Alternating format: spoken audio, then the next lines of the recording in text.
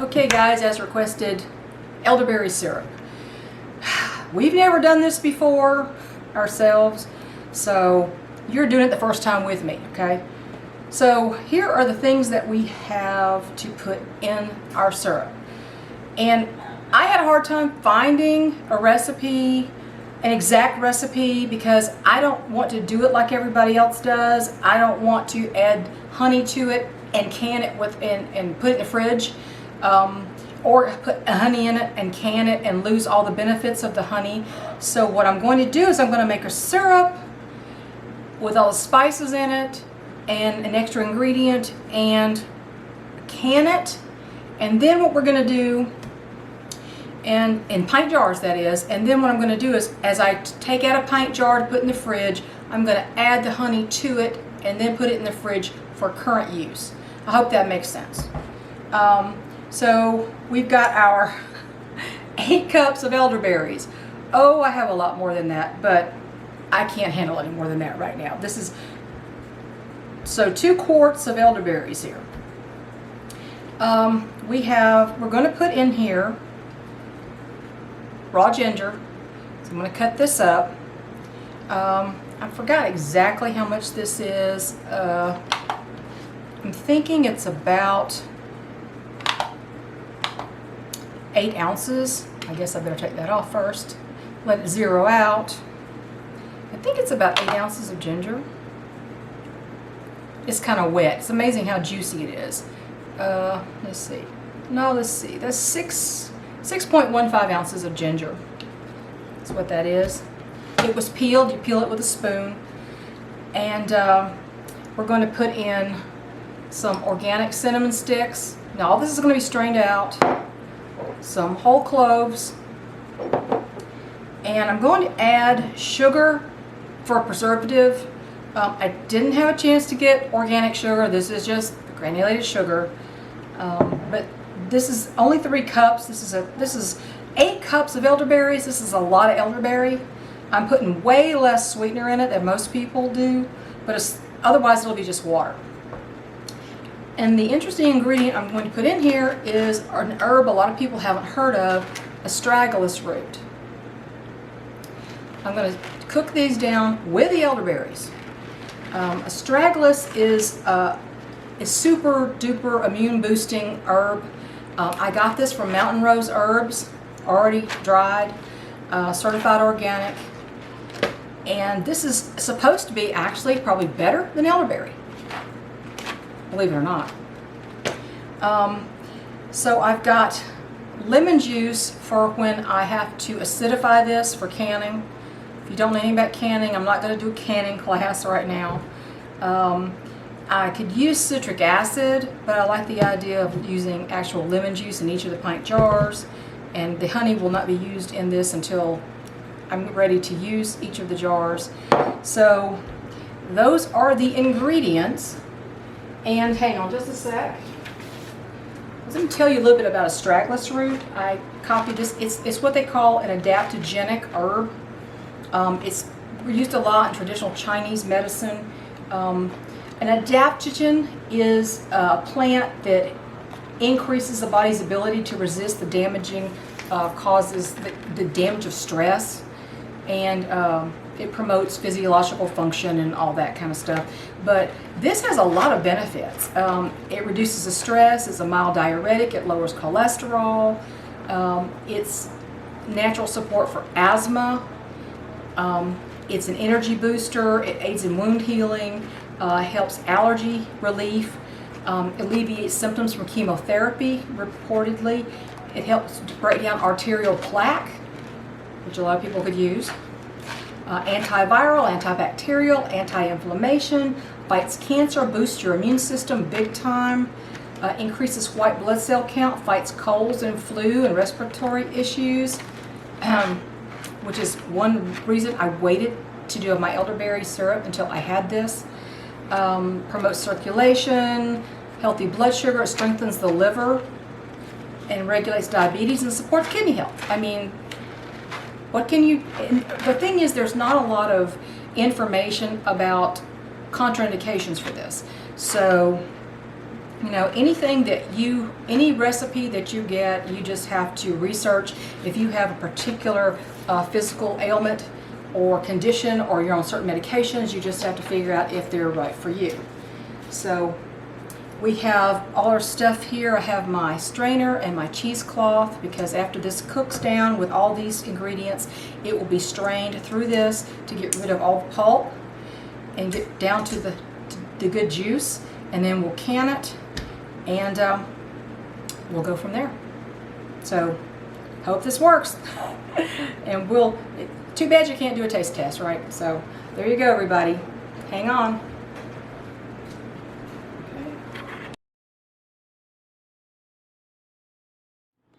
Okay, the heat's on, and this will be coming to a boil, and then we'll simmer this for about 25 minutes after it comes to a boil, and then we'll strain it. All the ingredients are in here except the sugar. We don't add the sugar yet, and we do this in a non-reactive pot. This is enameled cast iron. Oh, I advise you get one of these pots. These are awesome. These are so good for canning, making things like this. So we'll have to wait. Hang on. Okay, this is boiling. It's almost time to stop the heat and strain this. What I'm going to do is we're going to take off some of these solids with something to make it easier to pick up this very heavy pot and strain it. But then we'll put it back so we can into the strainer so we can mash it and get all the good juices out of it. And that will be the next step. So we're starting to really smell that ginger in here. Lots of ginger. But that's what you see how gray the berries have turned. All the good juice is out there now. So next we'll be straining. That's going to be fun and hopefully not too messy. Okay, we strained the liquid off, strained solids out rather, and too bad I couldn't film that because it took two of us to do this. Let's see if I can get this right. This is what came out. This is it. This is the cinnamon sticks, the ginger, the Astragalus Root, and the elderberries.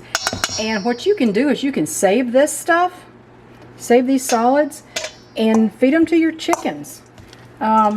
There's nothing bad in here for your chickens, seriously. Now this doesn't have any sugar in it. I actually added a 1/4 cup of my homemade vanilla that we actually made ourselves with Madagascar vanilla and vodka. I thought it might be good actually. See, the cinnamon sticks are still in there, but you could actually take those out and feed this to your chickens and mix it with some plain yogurt every once in a while. Just put it in your fridge and scoop some out every once in a while. It's good for their immune system too, people. This is the way you did it. Just the cheesecloth in the, in this little colander type, this fine mesh strainer. Took a couple of times, couldn't fit it all in there at once. And what you get is,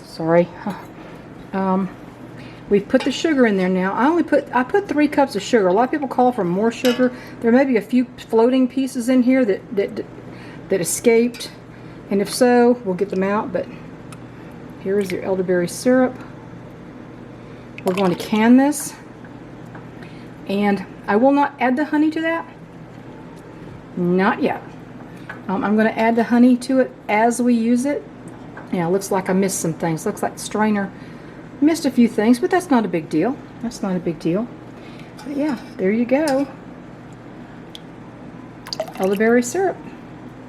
And I will try to film some of the water bath can and show how it comes out. And there and now we'll prepare one of the jars for the fridge with the raw honey in it.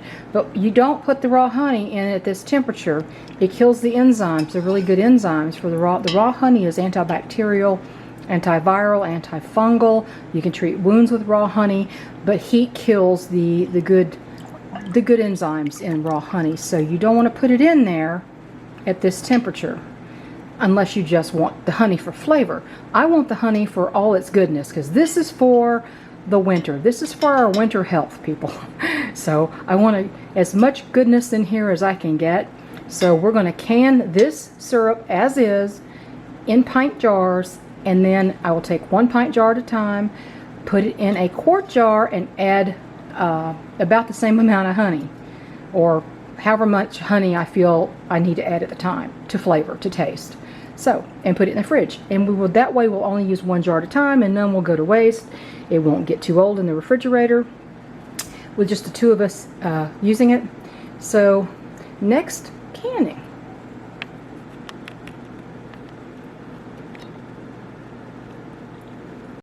Okay guys, we're getting ready to do water bath canning of the elderberry syrup. I'm heating this back up a little bit since it cooled down for a while. I am getting the lids sterilized. This is my pressure canner, but we're not going to use it as a pressure canner. We're just going to do a water bath can. And we are sterilizing the jars in here. Don't look at my dirty oven. I need to clean my oven. But yeah, that's what we're doing right now. And we're going to fill up the pint jars to, I think, a 1/4 inch headspace. Wipe the rims with a paper towel dipped in vinegar to clean the rims. Put the tops on and put it in the water bath for supposed to be 10 minutes plus an extra minute for every 1,000 feet over sea level, above 1,000 feet, and so I'll have to put it in for 11 minutes. And then take them out, and I'm going to do 1 for the fridge. So it will not be sealed. It will not go into the canner. It'll just be, I'll put it in a quart jar, the syrup about halfway, and then add the honey when it's cool enough, and put it in the fridge to get us started on our elderberry syrup preventative for the season.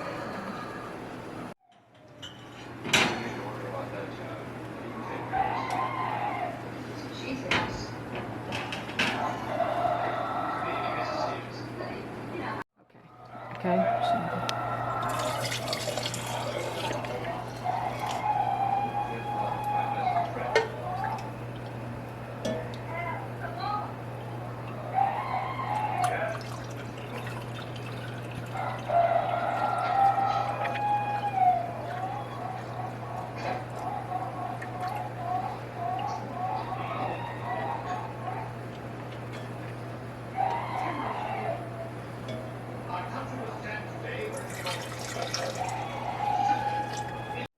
Okay, here we go. We've got 5 pints ready to go into the canner for water bath, and this other one here, I'm going to just take that, and when it cools off, I'm going to add the honey to it in a regular just jar lid, and put it in the fridge for our first jar of our own elderberry syrup. So there you go, 5 pints of elderberry syrup, and I may just have to end this here. I'll show you I think I'll show you the last jar when I get the honey in it though. And that'll be the last of the video. Okay. I went ahead and put the first jar that I was going to use in the fridge in a quart jar instead of a pint jar. And it's almost 2.5 cups of spiced elderberry syrup. And I'm going to take this Mountain Ridge raw honey. Well, this is not focusing very well here. I don't know why it won't focus, but this is the raw honey I almost always use. I keep a lot on hand. I'm going to try to pour that in up to about the 3-cup mark. Right there. Okay. And I'm going to use this, stir it around, and try to dissolve the honey.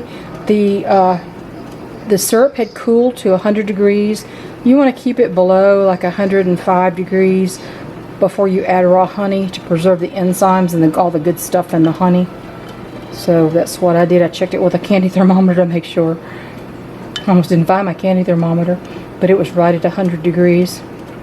So honey seems to be dissolved in there. And all I'm going to do, sorry about that, all I'm going to do is just put a regular jar top on this one, since it's going directly into the fridge when it finishes cooling down the rest of the way. And there is our first flu and cold fighting immune booster. going into the fridge. So it made 5 pints and a quart, basically. So there you go. I hope this helps.